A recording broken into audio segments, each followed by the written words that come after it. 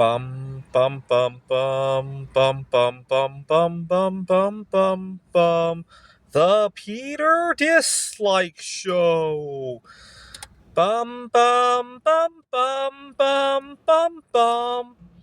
When I was interviewing for my current job, during the interview, there were two big questions that I had that had nothing to do with, or seemingly nothing to do with the work. They do. I'll get to it in a second. The first thing I do anyway, when I go to any job interview, is I ask to use the bathroom for a very important reason. Number one, I just want to feel 100% comfortable when I'm at the interview. Make sure to evacuate my bladder. But number two, I want to make sure the bathroom is safe for me to use when I actually do start my job. I have fragrance sensitivities. Some public bathrooms, this is the most offensive one. Some fragrances I can tolerate, but some places use a puck in the urinal that contains a chemical. For those who are technically inclined to look it up, it's called paradichlorobenzene, and that's the kiss of death for any job that I take because I won't be able to use the bathroom. I'll have to go next door, and I had a job just like that. I would go next door to use the bathroom. It created a lot of conflict. First, that I was leaving the building, and second, the fast food restaurant next door, got very upset at the whole situation and threatened to go talk to my boss about it. And long story short, I got out of there before he could get a chance to talk to my boss. But he threatened to talk to my boss when I explained that the bathroom had fragrances and now people ask, well, why don't you just go explain to your work, your HR people?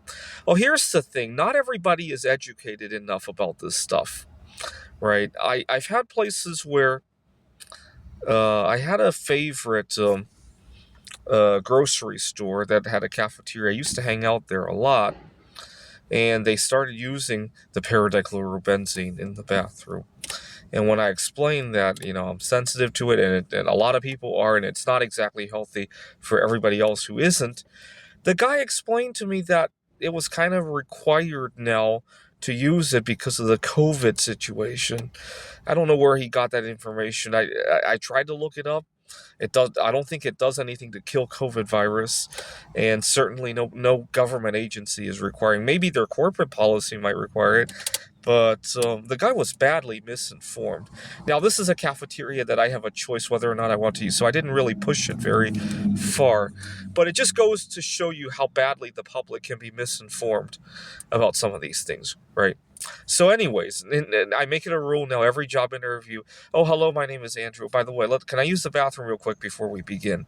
And the interviewer doesn't know it, but I'm checking it out to make sure it's not going to be a problem for that. And I never ran into it again, but it was a very devastating experience at the one job that I had. That even though that was 8 years ago, it's left its mark in how I handle job interviews. The second thing I check for is and this one's not that hard to check, is to make sure to think about the break room and how I'm going to interact with it. Because I struggle with binge eating problems, and also not necessarily a struggle, but some of the things I eat are very non-mainstream and invite a lot of comments and questions. And I really despise having to fend off questions when I'm eating. One of the worst things when I'm eating is to constantly have to pause in order to answer a question. That really detracts from my food, makes it very hard for me to eat mindfully. And so I'll make sure the break room is set up in a way that's going to avoid stuff like that. And I usually just try to take a quick look at it, see how it's situated, see how people are using the break room, right? And see the culture of how the usage of the break room. And I find that as long as I have a safe place to eat and go to the bathroom, I find that other conflicts are easier to resolve, right?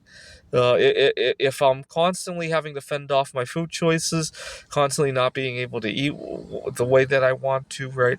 Or I'm constantly having to go next door to go to the bathroom, I find that what should be very easy to resolve things often pushes me over the limit.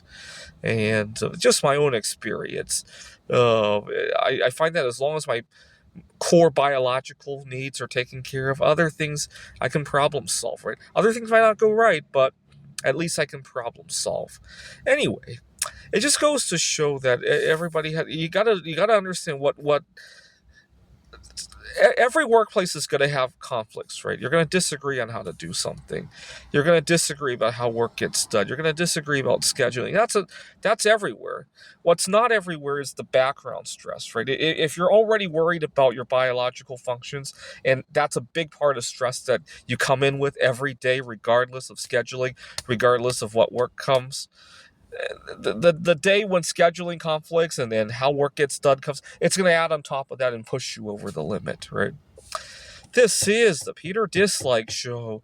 Bum bum bum bum bum bum bum bum bum bum bum bum. The Peter Dislike Show. Bum bum bum bum bum bum bum.